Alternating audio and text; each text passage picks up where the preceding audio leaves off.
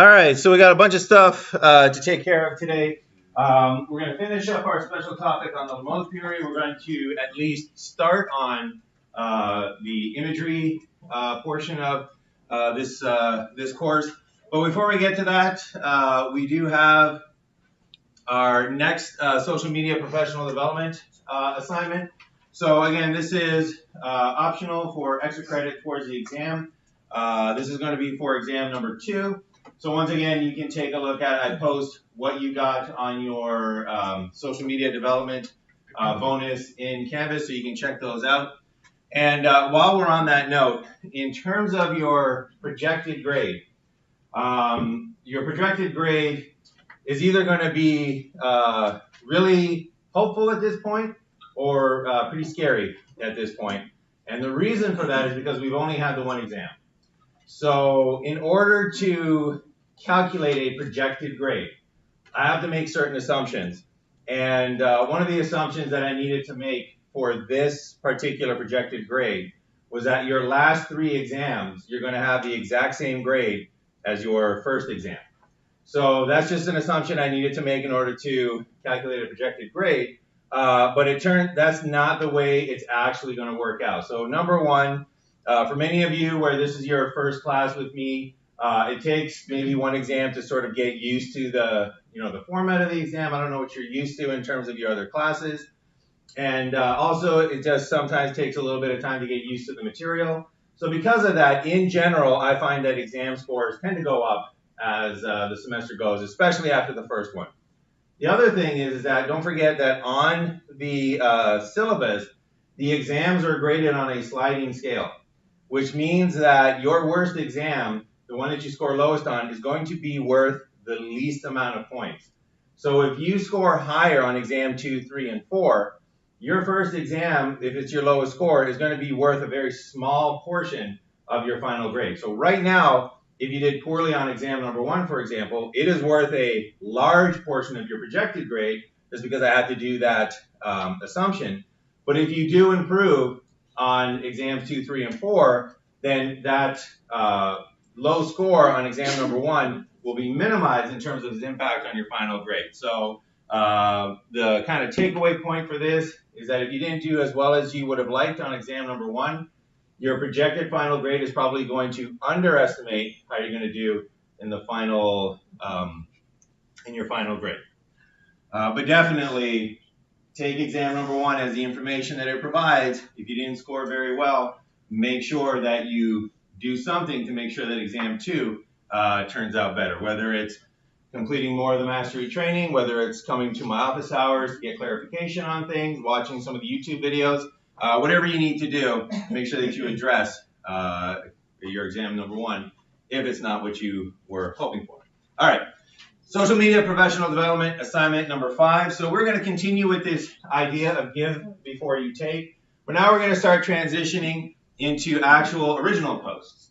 So this doesn't mean that you are going to now have to write a post, 140 characters of psychological insight or anything like that. But instead of retweeting other people's posts, what we're going to do now is we're going to go into the internet and basically find something that we find interesting about psychology, and then you yourself are going to make that post. So you are now going to go out and find material online and post it as a link on a tweet to make other people aware of it. So we're taking it a step back, where now instead of retweeting somebody else's tweet, you go out and you're the person that starts it. You're the one that starts up this process. So the assignment for this phase is going to be to tweet 2 recent articles about any area of psychology. So any area of psychology that you're interested in. If it happens to be a cognitive psychology article, awesome. If it happens to be an article in developmental psychology, gender issues, whatever it is that interests you, feel free to tweet about that article. Can you do sports psychology? You can do sports psychology as well. Okay. So any kind of area that's your interest, find an article about that area and tell your network about it. So you're going to tweet 2 recent articles about any area of psychology. The only stipulation is that it needs to be recent, so 2 recent articles. And recent means anytime in February. So not something that came out 5 years ago, not something that kind of already made the rounds that people are aware of. We're trying to be one of the first people in your network to kind of bring something to somebody's attention and say, hey, here, look at this. Here's a really cool thing. One of the easiest ways to find recent articles is to simply type the area that you're interested in Google, and then go to the news section, and it'll have a list of recent posts. Some of them will be just, not about what you're actually looking for. Some of them will be posts about the psychology, but that's an easy way to find these posts. Google what you're interested in, and then click on the news section, and it'll have a whole bunch of recent articles and recent posts. So, for example, I did that this morning, and I just put in psychology, and I found this interesting article that was published yesterday, and it was about the influence of body shape on first impressions. And the study that they're reporting on actually had different computer-generated images of males and females, and simply asked people to rate 30 traits about them in terms of are they lazy, are they outgoing, are they compassionate, and saw if people judged personality traits based on body type. Spoiler alert, they do. But again, this was a recent post that would be satisfying this criteria. Another one that I found, and this was posted a day ago, was what is cognitive fatigue? Exhaustion isn't just a physical issue, psychologists say. So this is an article about burnout. This is an article about the fact that as we try to produce more and more and more and more and more, it is getting us to be more fatigued, and we actually produce less and less and less and less and less. And an interesting thing about cognitive fatigue is that corporations, companies in the world that have gone to a 4-day work week with a 3-day weekend actually have more productive employees. They get more done in their 4 days than regular people who work a 5-day work week, and they're happier. But again, that's going to take a little bit of time to change in our society, but why don't we let people know about it so that that change can begin. So any two articles that you're interested in, not those two, those are mine, but any two that you're interested in, and we're going to do the first one so we can keep track of it. Make sure that when you retweet it, you don't have to write anything. Typically, these kinds of posts just kind of gives a sort of one-sentence synopsis, like, oh, just saw this interesting article about body shape and perception. Just saw this interesting article about cognitive fatigue. You don't have to do that. Feel free to do it if you would like. However, do make sure that you hashtag it. This time around, we're going to be IUSB share psych 01 and IUSB share psych 02. And we're going to have that due date Monday, February 25th by midnight. All right, any questions on that? Okay, so one last thing before we get down to business, taking a look at the LA-MOAD theory. We have exam number 2 coming up. So that is going to be Tuesday, February 26th. So this social media development assignment that I just talked about, that's going to be the last one for a bonus on this exam number 2. So the chapters that it's going to cover chapter 3, that's the perception chapter that we spend the most time on. It's going to cover chapter 10, that's the imagery chapter that we're going to start today. And it's going to cover the Juricevic and Horvath article, which we're going to cover today as well. And in terms of lectures and Cog Labs, basically all the lectures since the previous exam. We are going to start memory on Thursday, but that is going to be for exam 3. So today, or when we finish visual imagery, that'll be the end for exam number 2. So just be clear on that. And in terms of the Cog Labs, it's going to include the visual search Cog Lab, the signal detection Cog Lab, and then we're going to hit mental rotation, hopefully today, if not definitely on Thursday. So that's what exam 2 covers. In terms of the format, same exact format as exam number 1. There's going to be 2 sections. Section number 1 covers materials from the readings that are not covered in class. So these are material from the assigned readings. They will again be recognition type questions. So you don't need a deep knowledge to answer these, but these are concepts that we should be aware of, we should be familiar with. But because we don't cover it in class, it's only going to be 33% of your score. And then section number 2 covers materials from the readings that actually are covered in class and in the lectures and the COG labs. These questions might go a little bit deeper, require application, and that is going to be worth 2/3 of your score. All right, any questions on what to expect for exam number 2? All right, let's get going on today's class. So today we're going to take a look at the LA-MOAD theory. It is a theory about literal and metaphorical visual information. How do we process, specifically how do we combine units of literal information and units of metaphorical information, and what does that tell us about literal versus metaphorical processing? So the first step, last time we took a look at just the idea of metaphor versus literal statements in linguistics. We saw that there's an analog to that in visual pictures. And the first step, we touched on this last time, was to actually define what we considered literal and what we considered metaphorical. So when you do research in literal versus metaphorical anything, just literal versus metaphorical information, there's always this kind of like fuzzy border where people are not really sure, is that literal or is that metaphorical? So we introduced the idea of the deadline, which used to be a metaphor, but now has become so used that it's what's known as a dead metaphor. So is it still literal? Is it still metaphorical? So what we needed was a definition for what is a literal pictorial device versus a metaphorical pictorial device. And for this, we went down to Kennedy in '82. And his definition, his broad definition, was that a literal pictorial device represents what actually occurs in the 3D scene. So in the actual 3D world, a literal device represents what happens in the actual 3D world, whereas a metaphorical device can represent what is not in that 3D scene, what doesn't happen in the 3D world. So a literal pictorial device, that follows the rules, much like in a literal linguistic statement, you follow grammatical and syntactic rules, whereas a metaphorical pictorial device breaks the rules, much like a linguistic metaphor will break the rules, such as John has a heart of stone. That's breaking the rules. He doesn't have a heart of stone, but we then can understand the metaphorical content.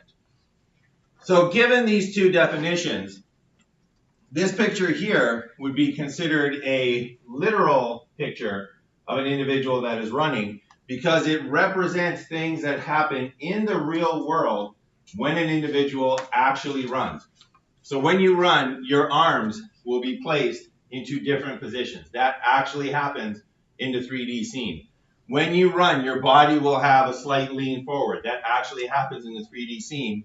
And when you run, you will be off the ground plane at some point. That's the actual definition of running, or it's included in that definition. And that actually happens in the real world. You are actually off the ground at some point. So that's literal information that is coming from this picture.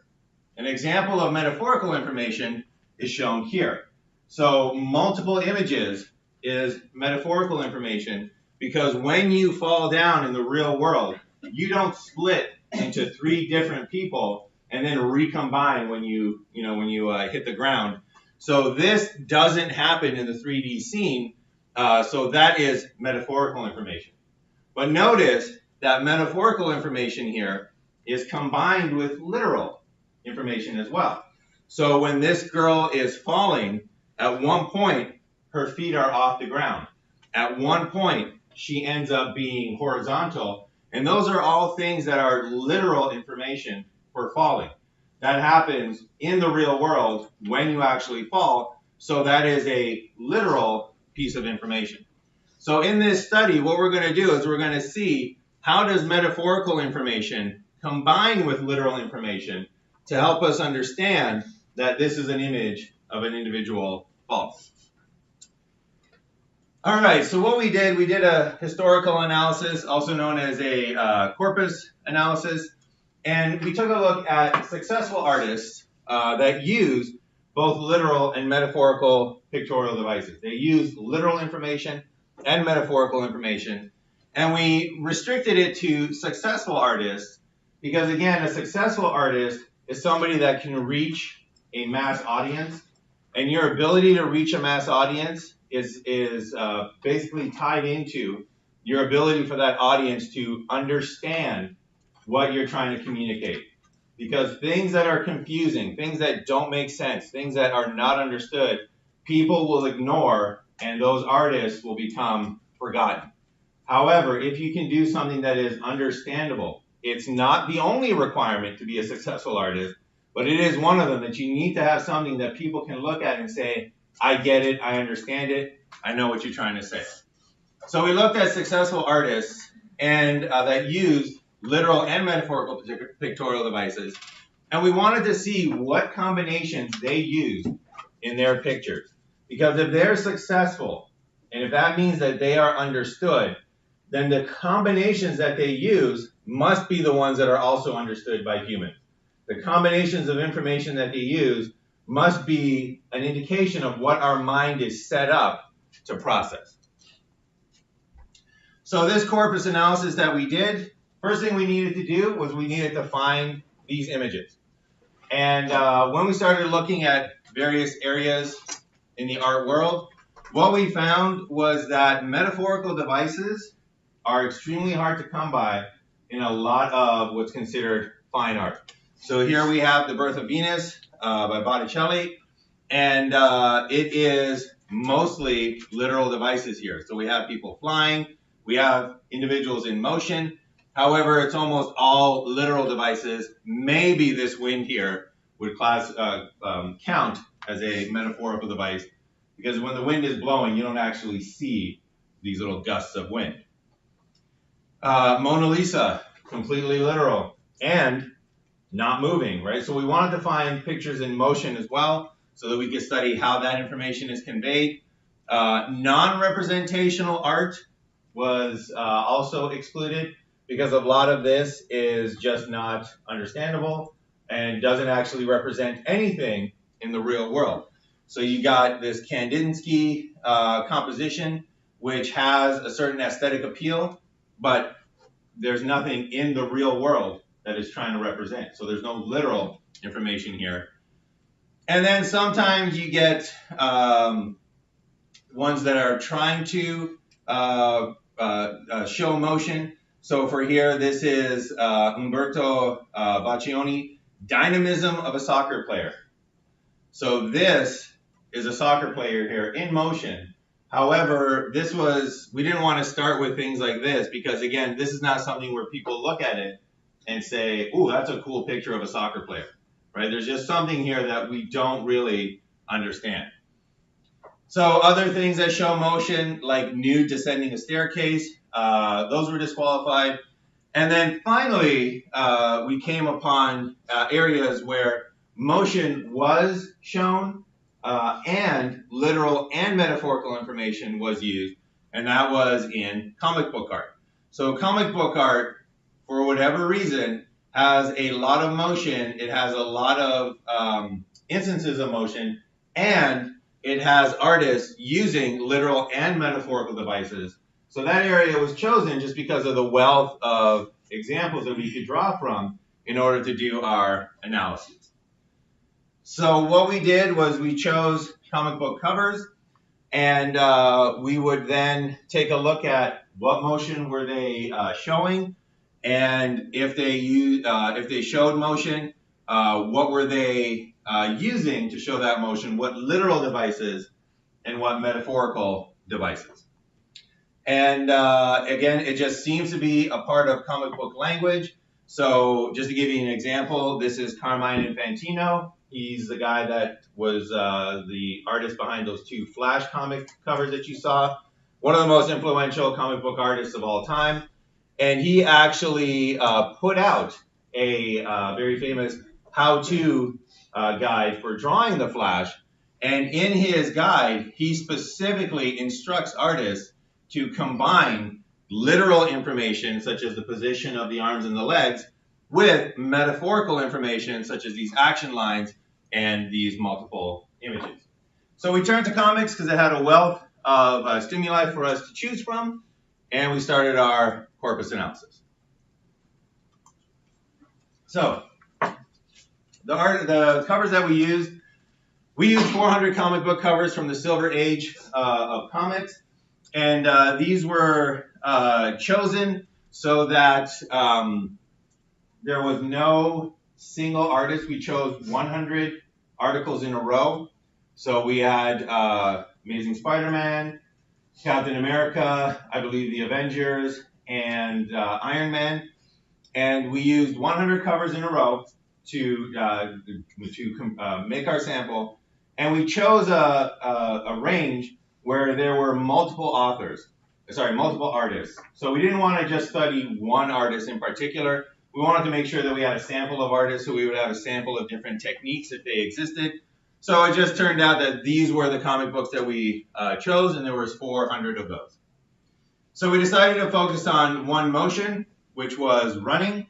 So for each of these 400 covers, what we would do is we would first determine if somebody was running, and then we would analyze the devices that are used to communicate that they were running. So for example, here we have Captain America running, we got Black Panther running, Namor is running, Giant Man is running, Thor seems to be running, Iron Man, not so much. So again, we would look for instances of running. There's a wasp right there. This one was a great one here where we have Quicksilver running exceptionally fast around Spider-Man, punching him in the face. So we would take a look at these 400 covers and just identify, is anybody running in this on this cover? So once we analyzed or found the covers where people were running, we took a look at 5 pictorial devices, 3 of which were literal and 2 of which were metaphoric. And we cataloged basically every single cover that showed somebody running and took a look at how many literal devices did they use to indicate that this individual was running, and did they combine it with metaphorical devices, and which ones did they use? So to give you a kind of schematic version of this, this is a picture of somebody running that contains absolutely no pictorial devices to indicate that they're running. So first thing to notice is that if you have no pictorial devices, this is a horrible picture of somebody running. And I don't think anybody in here, if I said, what is this person doing? I don't think anybody here would say, oh, that looks like a picture of somebody running. And the reason that is because it's got no pictorial devices. First pictorial device that we analyzed was orientation. So orientation refers to the orientation of the body. And when you are running, you are oftentimes leaning forward. So we took a look at whether or not the body was leaning. So when somebody drew a picture of somebody running, did they draw them as having a leaned over body? That was a pictorial device of orientation. Posture, very important one. Position of the arms and the legs. So these are both literal devices. That literally happens. Posture, the position of your arms and your legs, that literally happens. And then finally, we also analyzed whether or not they showed the ground plane, and then also whether or not there was at least one leg off of the ground plane. Because when you're running, there is no point where you have 2 feet on the ground. That is the definition of walking, or part of it. So was one leg off the ground, or were 2 legs off the ground? That was our pictorial device of the ground plane. So those are the 3 literal devices. And we also took a look at 2 metaphorical devices. First metaphorical device was multiple images. So did the artist draw multiple images of an individual that was running to show the history of this person's motion, to show the history of this person's running? So did they use that metaphorical device? And then also, did they use action lines to indicate motion? So again, action lines, metaphorical, doesn't actually happen. Multiples, metaphorical, doesn't actually happen. So did they draw lines in the going in the opposite direction of the motion to show running in a particular direction? So one thing to notice is that most of these devices on their own, maybe except for posture, most of these devices on their own are not effective to indicate that somebody is running. However, if you take all 5 of them together, and this is an example of a combination of all 5 of these, it's very apparent that this is an individual that is running. That this is an individual that is running in that way. So we have literal device orientation, we got literal device of posture, we got literal device of ground plane, we got metaphorical device of multiple images, and we got metaphorical device of action lines. And again, we would just go through picture after picture after picture and catalog which of these devices were used by that artist to communicate running. So far, so good? Question? You were saying it's hard to tell someone's running unless you know all 5. No. Okay. But you do need to have, it's hard to tell if you only have the one device. Okay. So again, that's a kind of, good thing to point out, that the more devices you have, the more information your visual system has potential to access, right? So the more devices in the picture, the more information you have to determine that somebody is running. And what we're going to see, though, is that your visual system uses that information up to a point and then ignores any extra information. All right, so give you an example of what we did. So for example, here with Captain America, we have posture because his arms and legs are in the position, literal position for running. We have the ground plane because he is off the ground here, indicating that he is running. We didn't code this as having orientation because it's hard to tell if he's running up and down or if his body was leaning. And in terms of metaphoric devices, you will notice he does not have action lines. He does not have multiple images. So the wasp over here has action lines, but Captain America for running, no action lines. So this would be an example of a picture that used 2 literal devices and 0 metaphorical devices. Right here we got Quicksilver, and for Quicksilver, he is using 3 literal devices, so he does have orientation. He is clearly leaning over. You can tell by the perspective. He does have posture. His arms are in the position of running. He does use the ground plane pictorial device because his feet are off the ground. And in addition, this one has a metaphorical device of action lines because you can see these action lines being drawn to indicate motion. No multiple images, so this would be an example of 3 literal devices with 1 metaphorical device. So we did this for all 400 covers. Not all of them showed running, so we ended up with, I think it was 100 or 70-ish covers. I can't exactly remember. But again, what we did was that for each depicted motion of running, we cataloged what images were used. And both me and Alicia Horvath rated these, and the inter-rater reliability was good, indicating that we were able to identify these pictorial devices. So what were the results? What did we find? What were the combinations of devices that were used by these artists? And therefore, these were the combinations that people understood. So again, it's important to remember that we used successful artists because to be successful in a particular area, especially in a mass-produced area like comic book art, your art has to be understandable. Otherwise, they will just leave it on the shelf. So the fact that these were successful artists means that their pictures had a stamp of approval by audiences that said, we understand this, and therefore we can extrapolate and conclude from that what it is that we are able to process based on our results. So let's take a look at them. All right, so we're going to show the results here, and what we did was we took a look at the frequency with which certain pictorial devices were used or combinations were used, and then we listed all the possible combinations down here on the x-axis. So right here we have pictures with 1 literal device. Right here we have pictures that only used 1 metaphorical device. These are pictures that used 2 literal devices. So that is exactly 2 literal devices to show running. These were the pictures that used all 3 literal devices to show running. These ones used 1 literal, 1 metaphorical, 2 literal, 1 metaphorical, 3 literal, 1 metaphorical. These ones used 2 metaphorical only, and these ones used 1 literal and 2 metaphorical, 2 literal and 2 metaphorical, And then these ones over here were pictures that used all 5 devices, 3 literal and 2 metaphorical. So let's start off with taking a look at single devices. So single devices of posture, single devices of orientation, and single devices of ground plane, single devices of multiple images, and single devices of action lines here. And what we found was that no artist used just one device. So out of the 400 covers that we found, out of every picture of running, there was not a single artist that drew a picture that looked like this. There was not a single artist that used only one literal device.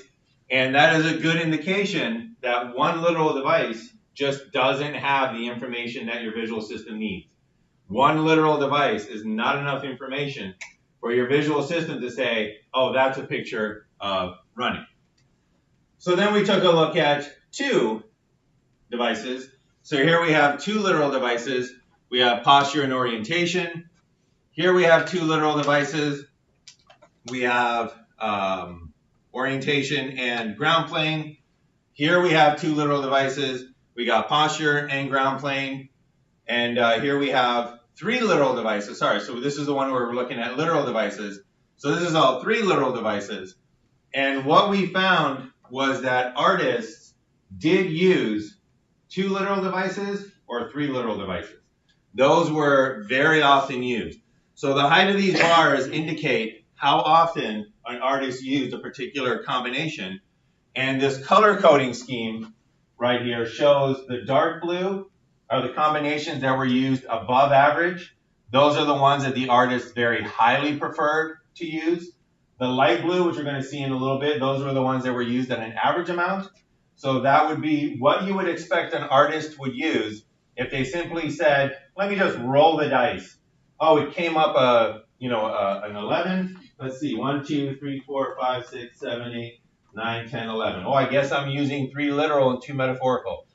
For the next picture, let me roll the dice again. Oh, it came up a 7.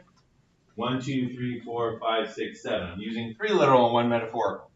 So the average amounts, those were the amounts that we would have expected if the artist had no preference among any of these techniques or any of these combinations. And then the white ones were below average. These indicated which combinations artists did not use, and those were the combinations that they found to be ineffective. So far, we can see that we have no bars for a single literal device, indicating that artists have discovered through feedback from their audience that one literal device is just no good. If you're a comic book artist using one literal device, you're not going to sell anything. You're not going to make it to the professional levels. One metaphorical device, no good. People don't understand it. But 2 literal devices, that is a very understandable picture of people running. 3 literal devices, that's also a very understandable picture of people running. So we can see that this stamp of approval that 2 literal and 3 literal devices are good at showing running. That gives us enough information to process running. All right, what about metaphorical devices? What about literal devices with 1 metaphorical device? So here we have literal device of posture with the metaphorical device of action lines. Here we have literal device of this is posture, this is orientation. Keep getting those mixed up. This is posture with the metaphorical device of action lines. Here we have ground plane with the metaphorical device of multiple images. So literal devices with 1 metaphorical device. So were those preferred? Well, we got nobody that was using 1 literal device with 1 metaphorical device. So 1 literal, 1 metaphorical, still not enough in order to communicate the idea of running. What about multiple literal devices with a metaphorical device? So orientation and posture with multiple images. Orientation and ground plane with action lines. What about those? Well, when we analyzed those, we found that those were used about average. So artists would use 2 literal devices and 1 metaphorical device. Artists would use 3 literal devices and 1 metaphorical device. Those were used at about an average level, indicating that maybe artists don't have a preference for it, but they didn't avoid it. They didn't avoid these because they were ineffective. So they were more than willing to use these as indicated by the average use. They were avoiding just one literal device with one metaphorical device. All right, so we can see now in general the trend being that the more devices that you have, the more likely an artist is to use those devices, indicating that the more devices you have, the more understandable your picture actually is. So the last question we have is, what about these multiple metaphorical devices? Because up until now, it's either been multiple literal or multiple literal with a metaphorical. But what about multiple metaphorical devices? What happens in that case? So now we take a look at two metaphorical devices alone, multiple images and action lines, and it should be no surprise that artists did not use that whatsoever. But what about literal devices with metaphorical devices? Did artists say to themselves, all right, I'm going to make the most information-packed picture that there is. I'm going to put all three literal devices, and I'm going to do action lines, and I'm going to do multiple images. Did any artists do that as well? Well, when we took a look at our corpus analysis, turned out that they did not. So artists not only avoided picture combinations where there wasn't enough information, but they also avoided these pictorial combinations where there was enough information, but they had multiple metaphorical devices. So two literals was used very often. A literal plus a metaphorical was also used often, but two literals plus two metaphoricals, barely ever used. Three literal devices plus two metaphoricals was not used. So multiple metaphorical devices were avoided by artists. They were avoided because indicating that they were not effective at portraying this running motion. All right, any questions on those results? All right. So what does this all mean? Conclusions. So for literal devices and metaphorical devices, solo devices are not used. They do not have enough information to communicate running in this analysis. So solo devices don't provide your visual system with enough information. You cannot process running. Therefore, they're not used by these artists. For a literal device, additional single devices are used. So you can add literal devices, two literal devices. So the more devices you have, the better. And in metaphorical devices, an additional single metaphorical device is used. So if you have a picture and you add a metaphorical device to it, that will make it better. If you have a picture and you add a literal device to it, that'll make it better. But the big difference is, what about multiple devices? For literal devices, multiple devices are used. So if you have orientation and you add posture, it's better. If you have orientation and posture and you add ground plane, it's better. But for metaphorical devices, multiple devices are not used. They are not combined. And this is the big difference. So this was a very, very surprising outcome, because this indicates that there is something fundamentally different between literal devices and metaphorical devices. There is some fundamentally different way that they are processed in our minds, which means that we have two separate mechanisms, one for processing literal information and one for processing metaphorical information. And again, it happens, we can tell this, because for literal devices, artists would use multiple literal devices. For metaphorical devices, we know they're effective because an additional single metaphorical device would be used. So you take a picture of somebody running, you add action lines, all of a sudden it's a better picture of somebody running. But to that, you would never add a second metaphorical device. indicating that metaphorical devices operate in our minds somehow differently. That second metaphorical device just doesn't add additional information. So from this, we came up with the literal devices additive metaphorical one and done theory, also known as the LA-MOAD theory, because it's good like ice cream. But anyways, it's the literal devices additive metaphorical one and done. And again, it indicates that these two devices are fundamentally different. And this was one of the first studies that I'm aware of that showed this rather clearly, that these two types of devices are very different. So occasionally they will point to longitudinal studies of children where they can't understand metaphorical devices at an early age, but then they can understand metaphorical devices as they mature. But that could be due to two reasons. Number one, it could be due to the fact that they developed a different mechanism for processing metaphorical information. So maybe they developed this second processor later in life, and that's when they started to be able to understand metaphorical information. Or it's also consistent with the fact that they just developed their single skill. They had one processor that was able to process literal information initially, but because metaphorical information is more complicated, is more complex, same type of info, but more complex, they just needed to take a little bit longer in order to be able to process that. It's the same thing as when you do math as a child, you do addition and subtraction. And only later are you ready to do multiplication and division. And it's not that multiplication and division is a new thing in math. It's still math. It's just that you weren't ready for it.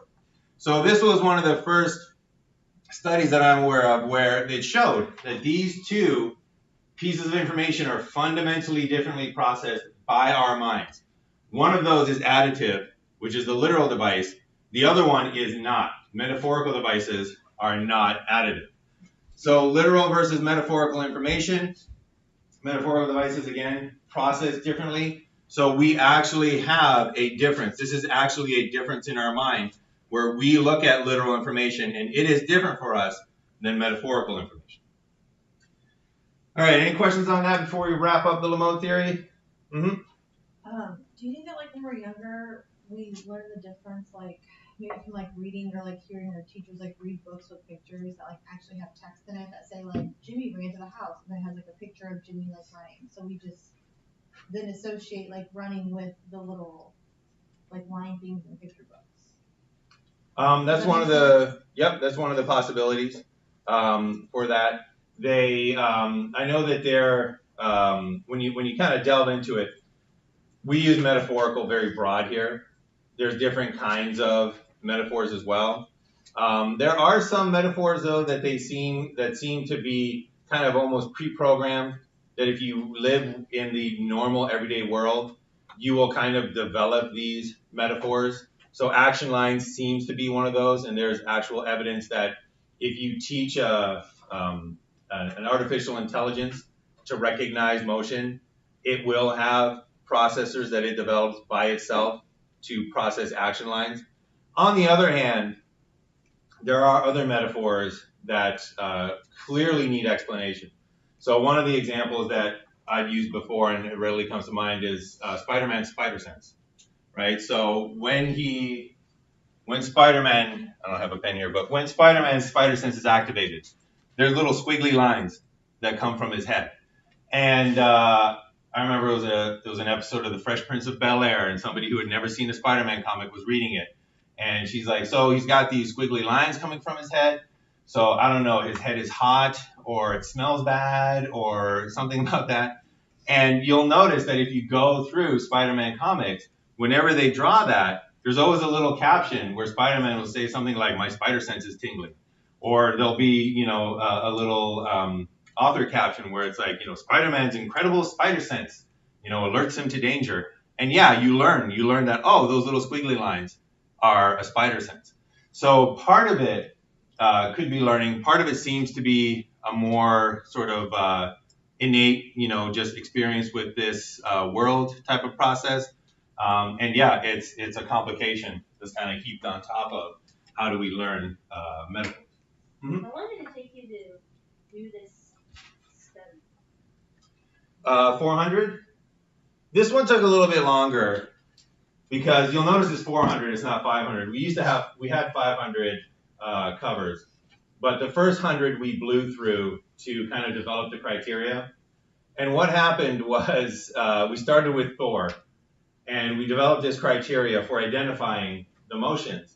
And I sent Alicia away for a week, and I did, we met a week later, we analyzed those 100 covers, and we did not agree at all on what motions were there, what devices were being used. So we had to drill down our criteria a little bit more well-defined, and the second go-around was much easier. This one here, it's kind of hard to tell because we actually did, for the entire study, we did 5 motions. So we did running, flying, falling, swinging, and jumping. So it took a little bit longer, but yeah, it's a little labor intensive sometimes to just take a look at it. But it's research. It's what you got to do, and it's important, very important, that you do get a sample, because you can, when you saw the results, you saw that we did find one indication of some artist who used 3 literal devices and 2 metaphorical devices. So when you take a look at just single instances of an artifact, just single examples, you can always find what you're looking for. Because there will always be somebody who tries something for the first time, or who just breaks with tradition, or, very interestingly, somebody who just does it because they like it. So Carmen Infantino, I showed you this before, he actually taught people to use multiple metaphorical devices. And this was just his style of drawing. He just liked the way that it looked. And what we found was that even though it looks fine, even though you take a look at this and you say to yourself, oh yeah, that's clearly somebody who's running, the important thing is that this is no better of a picture of running because it has 2 metaphorical devices. And when we did experimental analyses of this LA-MOAD theory, what we found is that if you showed this exact same picture and removed the action lines, it would be rated as highly as this picture here. So you really only need one? You just need one. Is that what you're saying? Yep. Okay. And it's kind of like, it's something that's, we kind of see it in linguistics as well. So this is my linguistic analog. So if you've ever seen Futurama, you will know Zap Brannigan. And there was a hilarious time when he was attacking a mothership. Aliens were invading Earth. And he was sending his fleet to attack a mothership. And he goes, if we hit that bullseye, the rest of the dominoes should fall like a house of cards. Checkmate, right? So metaphors going like crazy here. Multiple metaphors. And it's not more understandable, right? It's not like people talk like this. We never do. That's what made this, hilarious. But again, if we hit that bullseye, metaphor. The rest of the dominoes, metaphor. House of cards, metaphor. Checkmate, metaphor, right? We don't do that in our everyday language. People usually don't say things like, they usually don't heap information on top of information because we just stop processing. It's kind of like the word very. If somebody says, oh, I'm very hungry, you're like, oh, okay, you're more than just hungry, you're very hungry. And then if they say, oh, I'm very, very hungry, you're like, ooh, even more than very hungry. But there comes a point when the very stops being effective. And if they're like, I'm very, very, very, very, very, very, very, very, very hungry, you're like, all right, that's just as hungry as very, very, very hungry, right? I mean, we lose that ability to add extra information at a certain point. And interestingly, in the LA-MOAD theory, what we found was that for metaphorical devices, we can add one metaphorical device. That adds information. So as soon as you put action lines, yeah, that adds information and it makes it look better. But if you heap on top of that multiple images, it's almost like our visual system just ignores it. It's almost like to our visual system, it's like the 4th and the 5th and the 6th buried. We just don't process it anymore. And that's why artists learn this and tend to avoid it. So they avoid it not because it's confusing, but they avoid it because it's extra work that is being done for no effect whatsoever. And that's another reason why I think we were kind of lucky to stumble upon comic book artists because they need to be very economical and effective in how they present their information. If for no other reason, they got to pump out an issue every single month. So you can't sit there and say, oh, I'm gonna add as much metaphorical information as I want and take 4 months to do this issue. It's like, no, you got to do this now. So again, this kind of indicates that while they can definitely combine this info, they realize from either themselves or from feedback from their audience that it's just not any better and you can get away with less. So that's what they did. They used metaphorical devices, but only the one, and they stopped adding it at that point. Notice, however, that they do use very oftenly 3 literal devices, indicating that they know that it's better to use more devices. It makes it a more effective picture. But for metaphorical devices, they're like, I'll add one, that makes it better, but there's no point in adding a second one because it just doesn't increase the effectiveness of your picture. Any final questions, observations? All right, so that was the LA-MOAD theory. And again, one of the things that it shows and one of the things that it demonstrates is that literal devices and metaphorical devices, they are processed very, very differently, indicating that in our mind, they are treated differently. So it's not just labels that we as humans put on these 2 different things that we identified in the world. These things are actually processed differently by our minds, and we can tell that because we will add literal devices together and we will add one metaphorical device to a literal device, indicating that metaphorical devices can be added, but just not to each other. You don't add metaphorical devices to metaphorical devices, indicating that it's a difference of category. It's actually a separate thing from literal devices to our mind. All right, so that was the LA-MOAD theory. So what we're going to do right now is we're going to start up on imagery just to kind of make sure that we can get it all covered before the exam. We got a little bit of catch up to do. So we'll start it up today, see how far we get, and then wrap up imagery next time. So this is the final little section on our overall theme of perception here, visual imagery. So we're going to, today, I guess, go over imagery versus propositional representations. And then we'll take a look at mental rotation by looking at the mental rotation cog lab, which is based on Shepard and Metzler's work back in 1971. Mm-hmm. I just have a quick question to bring you on. So are you saying that with the metaphorical devices, that includes like our ability to interpret like text that have like too many metaphors in them also, or just visual? Well, I would make the assertion that it also applies to our understanding of text. So there is a theory of metaphor called conceptual metaphor theory, and it proposes, and there's evidence to back this up, it proposes that metaphor is a way of thinking. It's a cognitive process. It's not specifically tied to linguistics.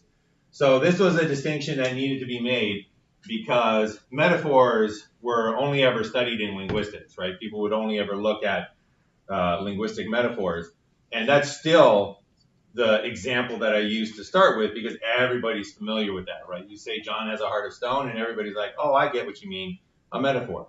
And it was so prevalent that people thought that it was a metaphoric information was a purely linguistic phenomenon. So then all of a sudden pictures started being analyzed for their metaphorical content. And along came this conceptual metaphor theory that basically said metaphor is a way of thinking. And it can be in any kind of domain or genre. Like you can't have it linguistically. You can't have it visually. You can have auditory metaphors, right? So if you listen to music and they want to show that, you know, something dangerous is about to happen, they don't use like, right? It's kind of like, drum, drum, drum, right? That kind of stuff. So it can be across a wide variety of domains. It's just the way that we think. All right, imagery and proposition. So let's introduce the idea or reintroduce the idea of imagery and propositional representations. So going back to earlier in this course when we were talking about representations, again, this is how your mind represents external reality. So much like a picture is a representation of external reality, your mind also has to represent external reality in order to process that information. So this is the external reality, right? The actual layout of the United States. You could represent that in your mind with internal symbols. And the key here is that it could be represented in different ways. So it could be represented in an internal symbol here that matches a lot of the characteristics that the external reality has. Now, this is not saying that you have a picture of the United States in your brain somewhere. This isn't saying that if you were to, open up a skull and take a look at a person's brain, you could pull out a little Polaroid of the United States and say, oh, there it is. But what it says is that in your mind, the representation that you use shares a lot of the characteristics that the physical world, the external reality, also has. That's one type of representation. Another type, though, is to represent that same information, however, without matching up the same kind of physical characteristics. So this, if we had more to it, would be a detailed way of representing, or an efficient way of representing the layout of the United States, at the very least the distance between those three cities.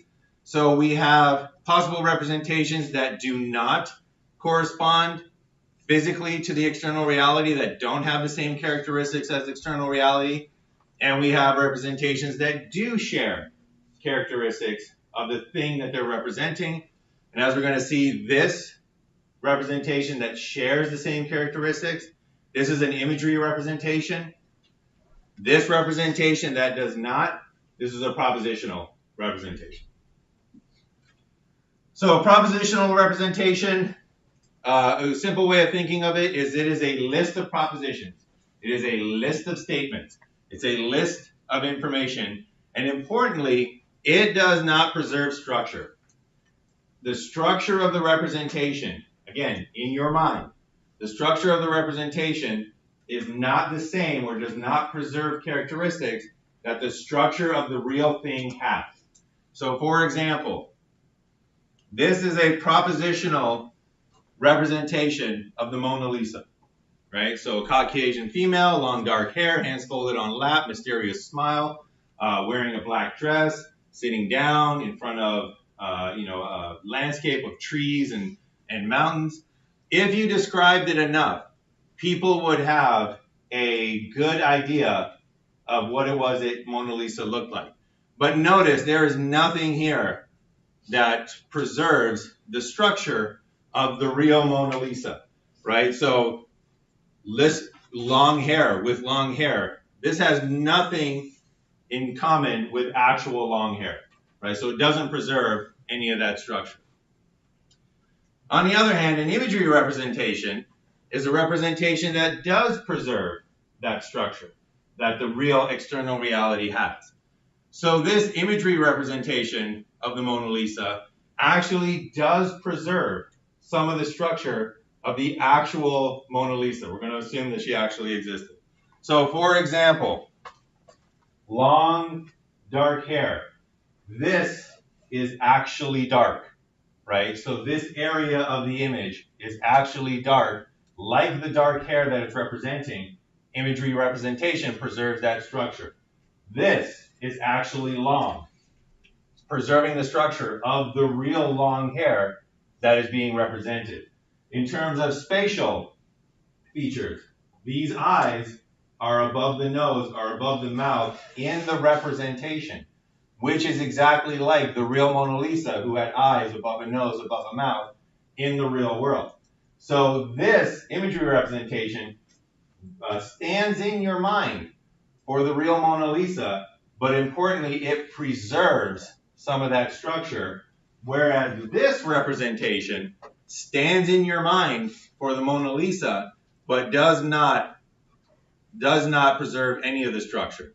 So once again, mysterious smile above the hands that are folded in the lap. This is what happens in the real world. structure preserved. Mysterious smile below, hands folded on the lap, does not preserve structure, right? So propositional representation, imagery representation. Any questions so far? Mm-hmm. So the imagery representation is kind of like a mental picture. An imagery, yes. So an imagery representation is like a mental picture, and but basically the key ingredient there is that it does preserve some of that structure. So a picture, a mental picture, will have the colors that the actual Mona Lisa has, will preserve that structure, whereas this will not be the colors that the Mona Lisa has. It could have a list of colors, but it's not the same. So that's one way to think about it. But as we're going to see next time, that leads to the central question that we are going to take a look at, which is, which of these representations are used? So the fact that you have imagery representations in your mind is not controversial, because you can picture stuff in your mind. If you think about your favorite song, it will sound like your favorite song in your mind. So we do use imagery representations for that aspect, but the key is that when we're actually doing cognitive work, do we use imagery representations or do we use propositional representations? So just to give you one last kind of example between the two, and then we'll wrap it up for the day, just so that we're rock solid on what's an imagery and what's a propositional representation. Here's a propositional representation of a sound. So 500 hertz tone at 20 decibels for 200 milliseconds. 300 hertz tone at 15 decibels for 100 milliseconds. 200 hertz tone at 10 decibels for 20 milliseconds. So on and so forth. That would be a propositional representation of a sound. This is an imagery representation of a sound. Notice, it's not an actual sound, right? When I put this up, nobody was like, ooh, I can hear that. It's an imagery representation of a sound, but it preserves a lot of the same structure. So for example, the height of these waves is the loudness of the sound. So the greater the height, the greater the larger the sound, and that is true of sound waves in the real world. The more closely together these bars are placed, the higher the pitch of the sound. And that mimics the sound wave in general. The shorter your wavelengths, the higher your pitch. The longer your wavelengths, the less pitch you have. So this preserves some of the structure that this does not. So this is a bit of a schematic example. So again, propositional representation. Here we have imagery representation that preserves some of the structure. And a real life example of this is, if you remember CDs, any of you remember compact discs, but basically any MP3s that you have, any any music that you listen to, if you stream music, that is coded in a propositional representation. And if we have any audio files in the house, you will know that this is a record, and a record is an imagery representation of a sound wave. So digital music, just a series of zeros and ones.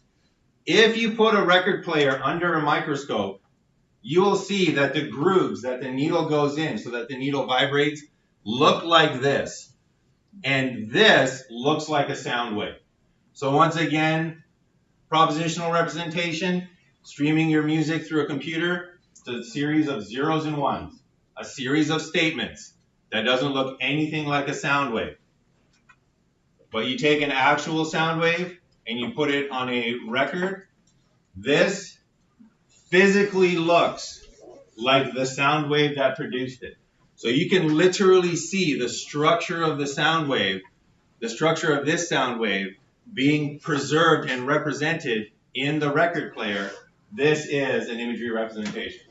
So now that we've got those clear on what they are, next time we're going to see implications that they have for our behavior. Which one of these do we use, propositional or representational? And we'll take a look at a very influential experiment by Shepard and Metzler, that try to disentangle, do we actually use imagery representations? So we'll have all that next time on Thursday.